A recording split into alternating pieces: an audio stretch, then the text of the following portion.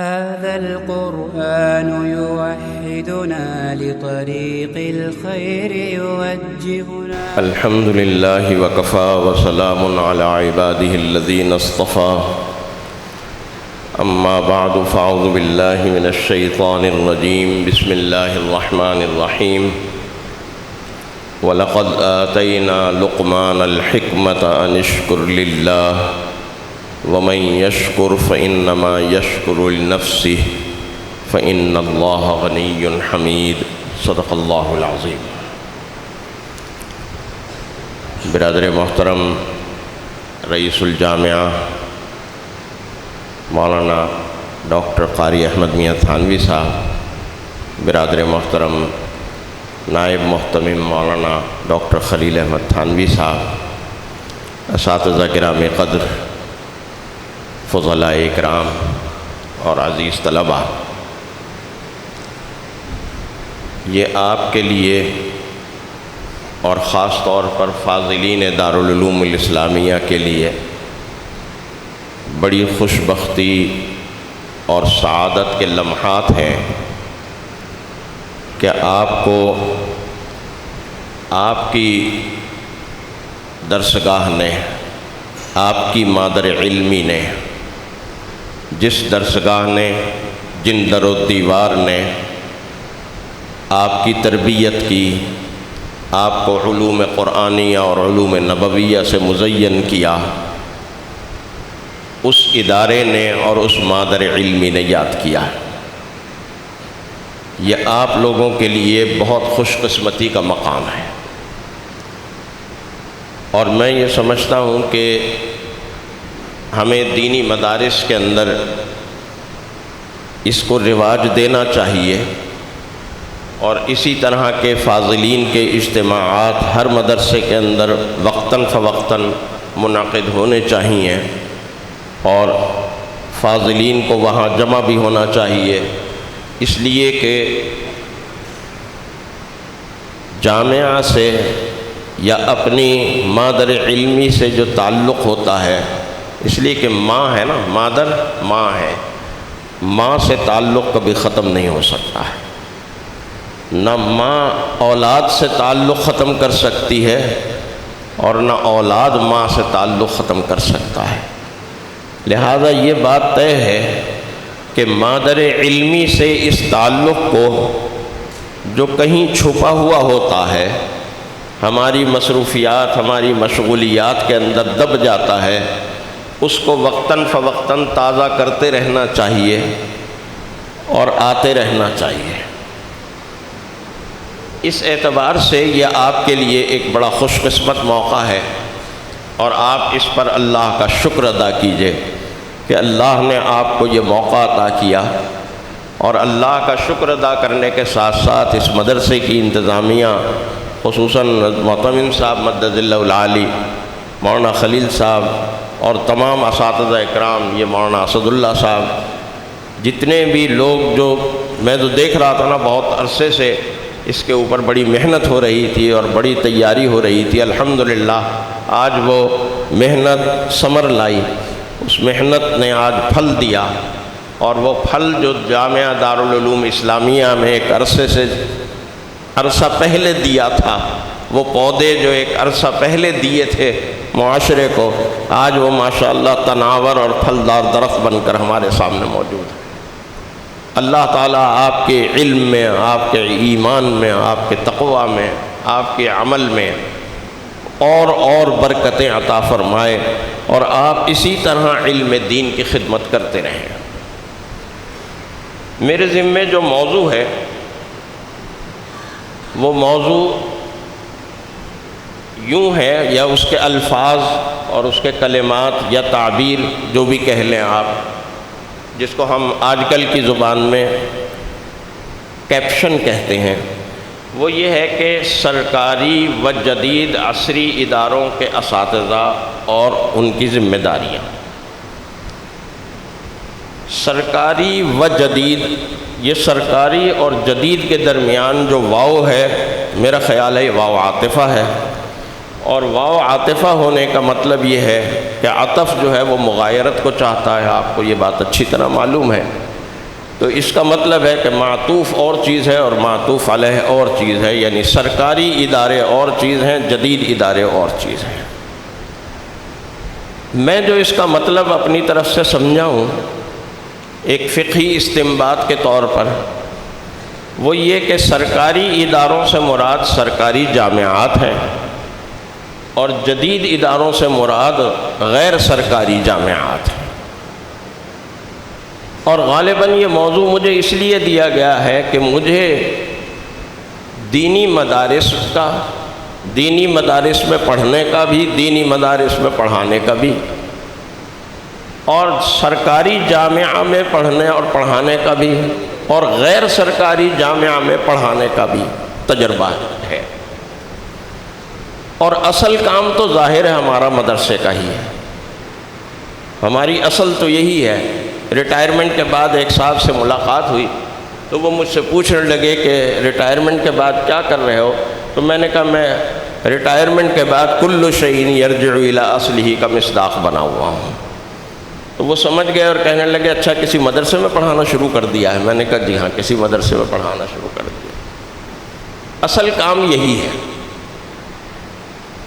اس اعتبار سے آپ کو جب یہ بات بتلانی ہے،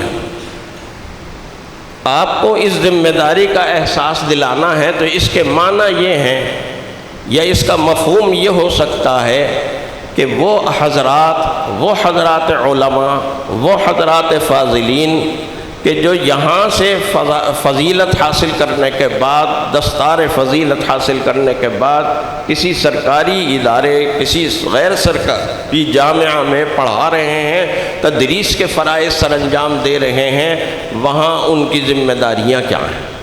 کیوں حضرت یہی مطلب بنے گا؟ اچھا، اب ذرا تھوڑا سا اس بات کا جائزہ لے لیجئے۔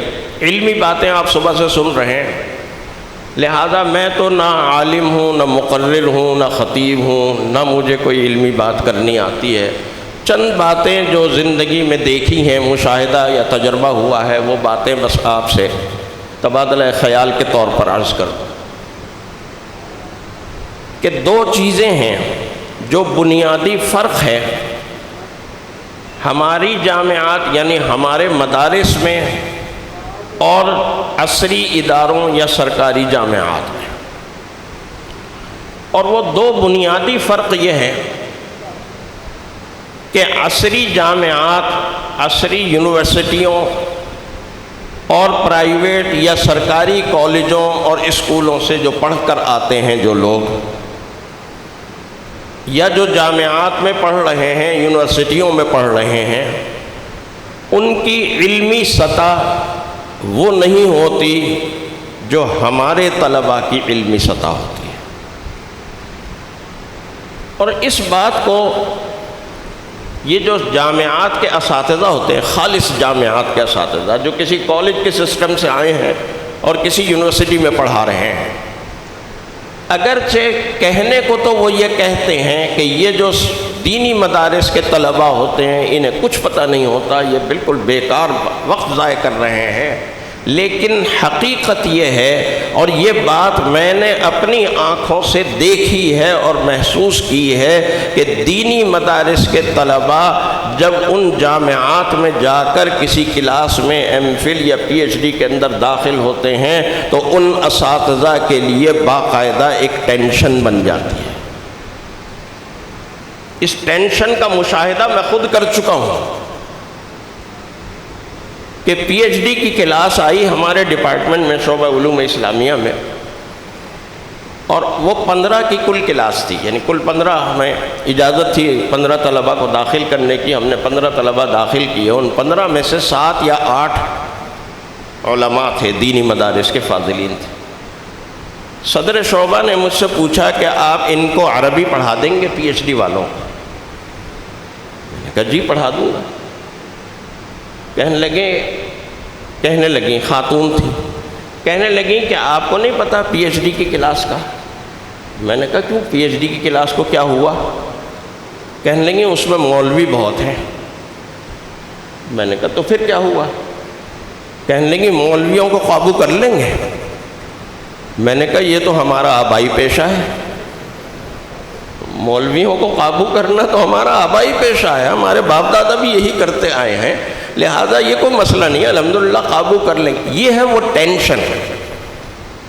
میں نے تو خیر جو جواب دیا ایک لطیفے کی شکل میں دیا، لیکن میں اس سے جو بات آپ کو بتلانا چاہ رہا ہوں اور جو بات واضح کرنا چاہ رہا ہوں وہ یہ ہے کہ دینی مدارس کے فاضلین جب یونیورسٹیوں میں داخلہ لیتے ہیں تو یونیورسٹیوں کے شعبہ علوم اسلامیہ کے اساتذہ کے لیے ایک اچھی بلی ٹینشن بن جاتی ہے۔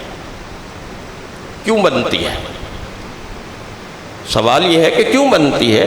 اسی لیے بنتی ہے کہ وہ یہ بات سمجھتے ہیں، اگرچہ اس بات کا اقرار کرنے کے لیے تیار نہیں ہیں، یعرفونہ کما یعرفون ابناءہم، لیکن ماننے کے لیے تیار نہیں ہیں۔ پہچانتے ہیں، جانتے ہیں، لیکن ماننے کے لیے تیار نہیں ہیں کہ ان لوگوں کے اندر جو علمی دسترس ہوتی ہے، جو علمی گہرائی اور علمی گہرائی ہوتی ہے، وہ علمی گہرائی وہ علمی گہرائی ہمارے کالجز اور یونیورسٹیوں کے طلباء میں نہیں ہوتی۔ ایک تو یہ بہت بڑا فرق ہے جو ہمیں تعلیمی نظام کے اندر نظر آتا ہے وہاں کے اور یہاں کے، اور اس کی وجہ اصل میں یہ ہے کہ دیکھیے ہمارا جو نصاب ہوتا ہے، ہمارے ہاں نصاب مضامین نہیں ہوتے، ہمارے ہاں نصاب کتاب ہوتی ہے۔ جی ہدایہ پڑھ رہا ہوں، مشکات پڑھ رہا ہوں، جلالین پڑھ رہا ہوں، بیضاوی پڑھ رہا ہوں، بخاری پڑھ رہا ہوں، مسلم پڑھ رہا ہوں، ابو داؤد پڑھ رہا ہوں۔ دورہ حدیث پڑھنے والا یہ کہتا ہے میں بخاری پڑھ رہا ہوں، میں مسلم پڑھ رہا ہوں، وہ یہ نہیں کہتا میں حدیث پڑھ رہا ہوں۔ ہدایہ پڑھنے والا یہ کہتا ہے میں ہدایہ پڑھ رہا ہوں، وہ یہ نہیں کہتا کہ میں فقہ پڑھ رہا ہوں۔ نور الانوار پڑھنے والا یہ کہتا ہے میں نور الانوار پڑھ رہا ہوں، وہ یہ نہیں کہتا کہ میں اصول فقہ پڑھ رہا ہوں۔ وہاں جب ہم کوئی مضمون پڑھاتے ہیں تو وہ مضمون ہوتا ہے۔ آپ کیا پڑھاتے ہیں؟ جی فقہ پڑھاتے ہیں۔ آپ کیا پڑھاتے ہیں؟ جی حدیث پڑھاتا ہوں۔ آپ کیا پڑھاتے ہیں؟ جی تفسیر پڑھاتا ہوں۔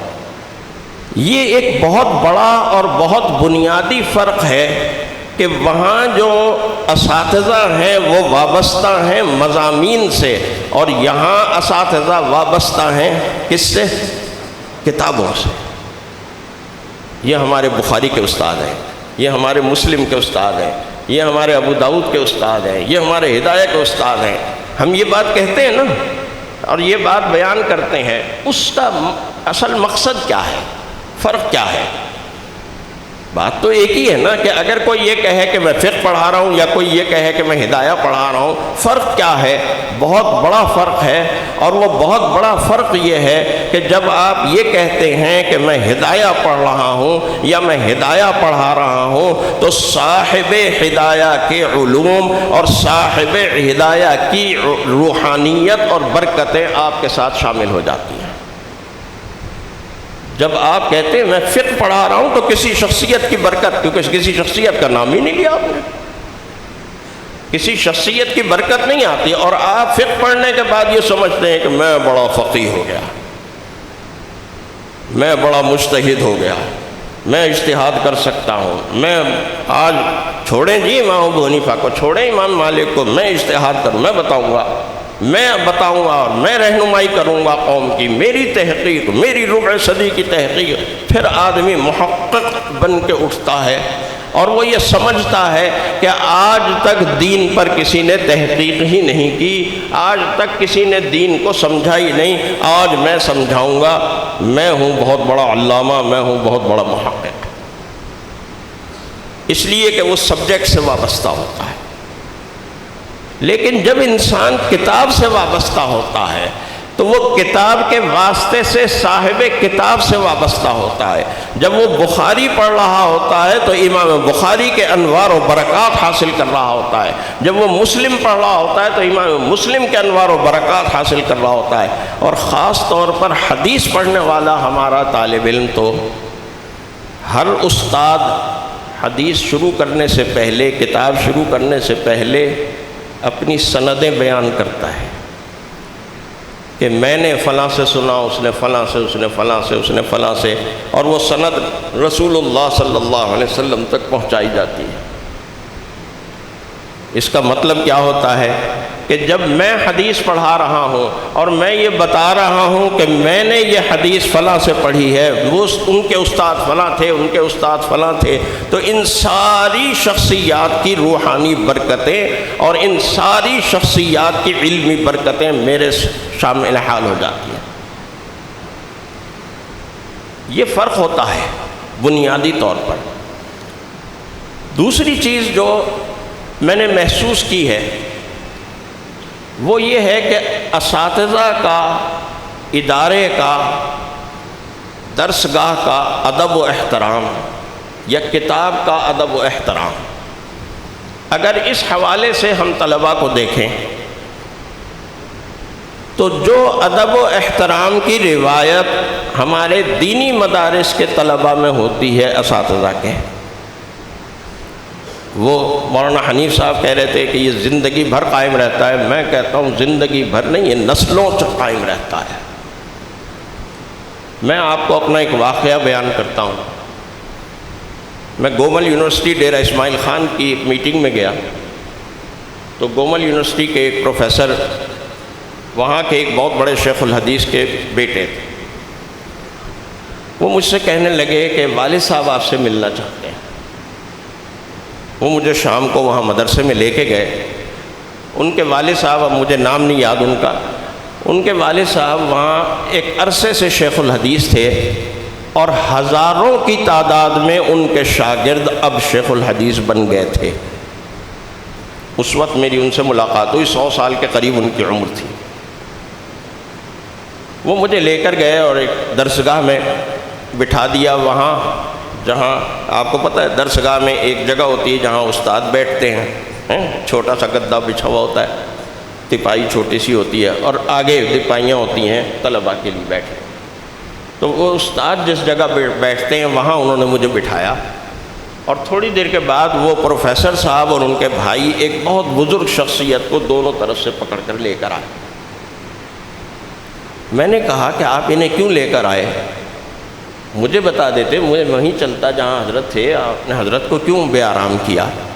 کہنے لگے میں نے کہا تھا کہ ڈاکٹر صاحب کو یہیں بلا لیتے ہیں، ان کو شدید بخار ہو رہا ہے اس وقت، یہ آرام کر رہے تھے، میں نے کہا ڈاکٹر صاحب کو یہیں بلا لیتے ہیں۔ کہنے لگے نہیں، وہ میرے استاد کی اولاد ہیں، میں ان کے پاس جاؤں گا، وہ میرے پاس نہیں آئیں گے۔ اور اس کے بعد میں نے ان سے کہا کہ آپ ادھر آ کر بیٹھیں استاد کی جگہ پر۔ کہنے لگے نہیں، یہاں آپ ہی بیٹھیں گے، آپ میرے استاد کی اولاد ہیں۔ وہ مولانا محمد ادریس کاندھلوی رحمۃ اللہ علیہ کے دارالعلوم دیوبند کے زمانے کے شاگرد تھے۔ میں اپنے آپ کو ایک لمحے کے لیے بھی، ایک لمحے کے 100ویں کیا 1000ویں حصے کے لیے بھی اس قابل نہیں سمجھتا کہ ان جیسی بزرگ شخصیت، ان جیسا بڑا شیخ الحدیث میرا ایسا ادب و احترام کرے۔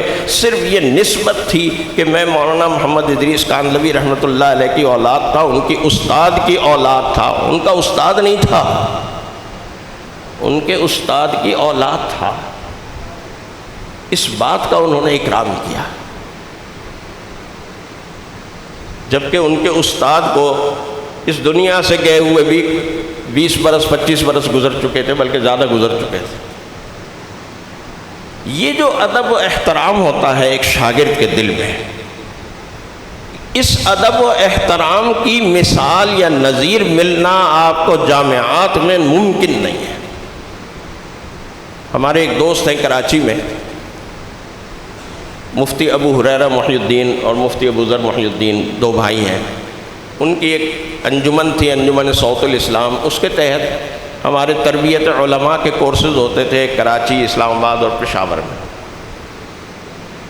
تو پشاور میں ہم نے، پشاور یونیورسٹی کے ایک پروفیسر تھے، ان کو بھی اسلامک اکنامکس پڑھانے کے لیے ان کو ہم نے انگیج کیا۔ تو 2-3 سال ہو گئے تھے انہیں پڑھاتے ہوئے۔ اس تربیت علماء میں سارے جو تازہ فارغ و تحصیل علماء ہوتے تھے مختلف مدارس کے، ان کے لیے یہ کورس تھا۔ تو وہ مجھ سے کہنے لگے ڈاکٹر صاحب اتنا عرصہ ہو گیا مجھے پشاور یونیورسٹی میں پڑھاتے ہوئے، اور بہت جگہ میرے شاگرد ملتے ہیں، ہوتے ہیں، لیکن اب کیا ہوتا ہے کہ پشاور کی شاید ہی کوئی مسجد ہو جس کا امام میرا شاگرد نہ ہو، اور پشاور کی کسی بھی مسجد میں میں نماز پڑھنے جاتا ہوں میرے جوتے امام صاحب لا کر باہر رکھتے ہیں۔ یہ استاد کا ادب، حالانکہ وہ اس طرح کے استاد نہیں ہیں مدرسے کے، اور اس مدرسے کے 8 سال کے نظام کے استاد نہیں ہیں، ایک بعد میں ایک چھوٹا سا کورس چل رہا ہے چند مہینوں کا، وہ اس میں ایک استاد ہے، ہفتے میں 1 دن انہیں پڑھاتے ہیں۔ اس استاد کا بھی ایسا ادب ہے کہ امام مسجد ہوتے ہوئے اپنے مقتدیوں کے سامنے ان کے جوتے اٹھا کر باہر لے کر آتا ہے۔ یہ ادب و احترام، یہ مقام اور یہ رتبہ اللہ تعالیٰ نے صرف دینی مدارس کے اساتذہ کو عطا کیا ہے۔ لیکن یہ بات یاد رکھیے کہ اللہ تعالیٰ جب مقام بلند دیتا ہے تو ذمہ داریاں بھی بڑھا دیتا ہے۔ یہ اللہ کا اصول ہے، اللہ کی سنت ہے کہ جہاں جہاں جس کو اللہ تعالیٰ نے بلند مقام عطا کیا ہے، آپ پڑھتے ہیں نا، سب علماء ہیں ماشاءاللہ، انبیاء علیہم السلام کے حوالے سے، کہ انبیاء علیہم السلام سے اگر کوئی خلاف اولا یا خلاف اعلیٰ بات ہو جاتی ہے، اعلیٰ ترین کو چھوڑ کر وہ اعلیٰ تر کو اختیار کر لیتے ہیں، اللہ کی طرف سے تنبیہ ہو جاتی ہے، اللہ کی طرف سے تنبیہ ہو جاتی ہے۔ کیوں؟ اس لیے کہ ان کا مقام بہت اعلیٰ ہے، اور جب مقام اعلیٰ ہے تو ذمہ داریاں بھی زیادہ حساس ہیں، ذمہ داریاں بھی زیادہ نازک ہیں، ان ذمہ داریوں کو سمجھنا، ان ذمہ داریوں کو ادا کرنا یہ نہایت ضروری ہے۔ دیکھیے، صاف سفید شفاف کپڑا، اس کے اوپر اگر اتنا سا بھی دھبا ہوگا تو وہ بہت نمایاں ہوگا، لیکن اگر کپڑا پہلے ہی میل خورا رنگ کا ہو، پہلے ہی اس کے اوپر بہت سارے دھبے پڑے ہوئے ہوں، ایک دھبا اور پڑ جائے گا تو کوئی خاص اثر نہیں ہوگا۔ یہ بات یاد رکھیے کہ آپ دینی مدارس کے فضلاء، آپ دینی مدارس کے اساتذہ، آپ دینی مدارس کے طلباء کے مربیین، آپ ایک سفید اور صاف کپڑے کی مانند ہیں، اگر اس کے اوپر اتنا سا بھی دھبا پڑے گا تو وہ بہت نمایاں ہوگا۔ اس لیے یہ بات یاد رکھیے کہ آپ اپنا کردار، اپنی سیرت، اپنی معاشرت، اپنی گفتار، ان سب باتوں کا خیال رکھیے، اور ان سب باتوں کے اوپر بہت حساس انداز کے ساتھ غور کیجیے کہ آپ کی سیرت کیسی ہونی چاہیے، آپ کی گفتگو کیسی ہونی چاہیے، دوسرے سے آپ کے بات کرنے کا انداز کیا ہونا چاہیے۔ ابھی مولانا عبدالقدوس صاحب فرما رہے تھے نا کہ ادعو الی سبیل ربک بالحکمہ والموعظۃ الحسنہ، کہ حکمت بھی ہونی چاہیے، اور یہ حکمت خالصتاً اللہ کی عطا ہوتی ہے جو اللہ تعالیٰ عطا کرتا ہے، اور اللہ تعالیٰ دینی مدارس کو یہ جس وافر مقدار میں حکمت عطا کرتا ہے نا، اس کی کوئی نظیر اور کوئی مثال نہیں ہے۔ یہ بات میں اپنے تجربے اور مشاہدے کی بنیاد پر کر رہا ہوں۔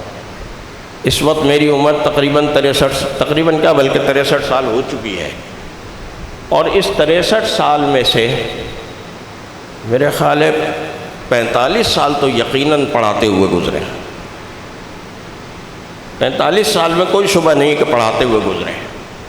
تو یہ میں جو بات عرض کر رہا ہوں، اور یہ بات بھی میں اس لیے عرض کر رہا ہوں کہ مجھے دونوں جگہ پڑھانے کا الحمدللہ تجربہ ہے، اس بات کی بنیاد پر اس لیے یہ بات ضروری ہے سمجھنی کہ ہماری ذمہ داریاں، علماء کی ذمہ داریاں، دینی مدارس کے اساتذہ کی ذمہ داریاں بہت زیادہ ہیں اور بہت حساس ہیں۔